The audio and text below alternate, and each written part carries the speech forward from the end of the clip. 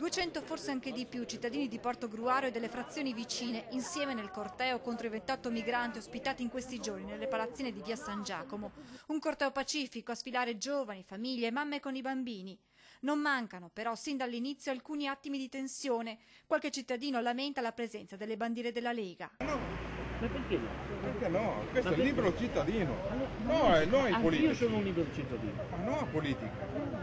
No, non politica. Ma chi è che li ha mandati qua? La politica o l'ha mandato? Fate quello che volete. Anche dai balconi arrivano le contestazioni. Poi fiaccole anche, ma tornai a casa, vergognete. Non passa certo inosservata l'assenza del primo cittadino, Maria Teresa Senatore. È il sindaco, non è il primo cittadino.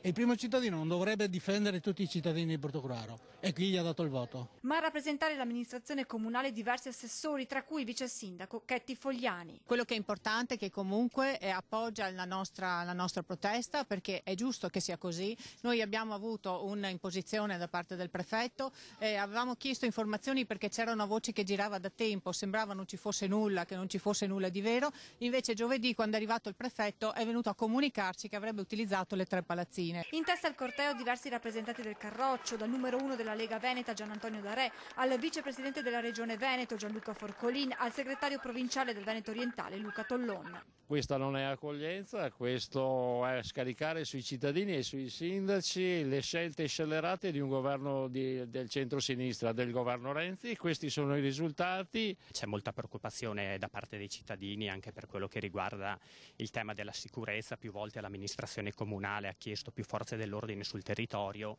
Queste richieste sono sempre state ignorate, adesso ci mandano addirittura degli immigrati clandestini. Il corteo arriva di fronte alle palazzine dove da giorni c'è un presidio fisso dei cittadini.